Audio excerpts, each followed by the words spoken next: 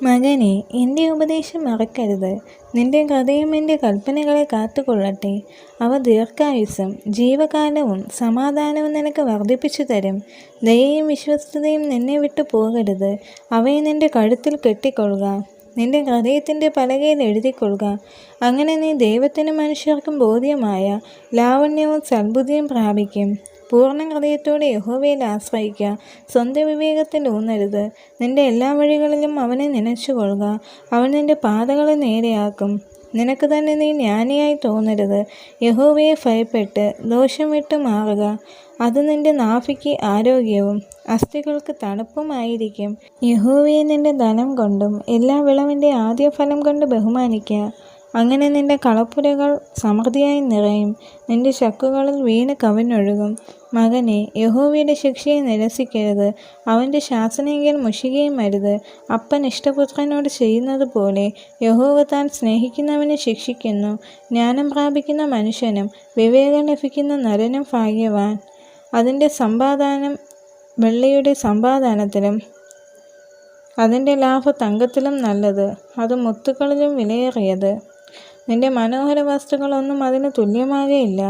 അതിൻ്റെ വലം കൈയിൽ ദീർഘായുസ്സും ഇടം കൈയിൽ ധനവും മാനവും ഇരിക്കുന്നു. അതിൻ്റെ വഴികൾ ഇമ്പമുള്ള വഴികളും അതിൻ്റെ പാതകളെല്ലാം സമാധാനവുമാകുന്നു. അതിനെ പിടിച്ചുകൊള്ളുന്നവർക്ക് അത് ജീവവൃക്ഷം. അതിനെ കരസ്ഥമാക്കുന്നവർ ഭാഗ്യവാന്മാർ. ജ്ഞാനത്താൽ യഹോവ ഭൂമിയെ സ്ഥാപിച്ചു. വിവേകത്താൽ അവൻ ആകാശത്തെ ഉറപ്പിച്ചു. അവൻ്റെ പരിജ്ഞാനത്താൽ ആഴങ്ങൾ പിളർന്നു. മേഘങ്ങൾ മഞ്ഞു പൊഴിക്കുന്നു. മകനെ, ജ്ഞാനവും വകതിരിവും കാത്തുകൊള്ളുക.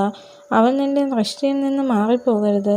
അവ നിന്റെ ജീവനും നിന്റെ കഴുത്തിന് അലങ്കാരവുമായിരിക്കും.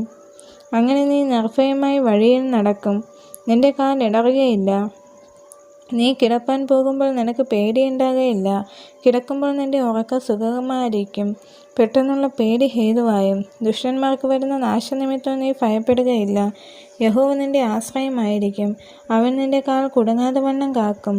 നന്മ ചെയ്യുവാൻ നിനക്ക് പ്രാപ്തിയുള്ളപ്പോൾ അതിന് യോഗ്യന്മാരായിരിക്കുന്നവർക്ക് ചെയ്യാതിരിക്കരുത്. നിന്റെ കയ്യിലുള്ളപ്പോൾ കൂട്ടുകാരനോട് പോയി വരിക, നാളെ തരാമെന്ന് പറയരുത്. കൂട്ടുകാരൻ സമീപം നിർഭയം വസിക്കുമ്പോൾ അവൻ്റെ നേരെ ദോഷം നിരൂപിക്കരുത്. നിനക്ക് ഒരു ദോഷം ചെയ്യാത്ത മനുഷ്യനോട് നീ വെറുതെ ശണ്ടയിടരുത്. സാഹസകാരനോട് നീ അസൂയപ്പെടരുത്. അവൻ്റെ വഴികളൊന്നും തിരഞ്ഞെടുക്കുകയും അരുത്. വക്രതയുള്ളവൻ യഹോവയ്ക്ക് വെറുപ്പാകുന്നു. നീതിമാന്മാർക്ക് അവൻ്റെ സഖ്യതയുണ്ട്. യഹോവയുടെ ശാപം ദുഷ്ടൻ്റെ വീട്ടിലുണ്ട്. നീതിമാന്മാരുടെ വാസസ്ഥലത്തെ അവൻ അനുഗ്രഹിക്കുന്നു. പരിഹാസികളെ അവൻ പരിഹസിക്കുന്നു. എളിയവർക്കും അവൻ കൃപ നൽകുന്നു. ജ്ഞാനികൾ ബഹുമാനത്തെ അവകാശമാക്കും. ഭോഷന്മാരുടെ ഉയർച്ചയോ അപമാനം തന്നെ. ഈ വചനങ്ങളാൽ ദൈവം എല്ലാവരെയും അനുഗ്രഹിക്കുമാറാകട്ടെ. ആമേൻ.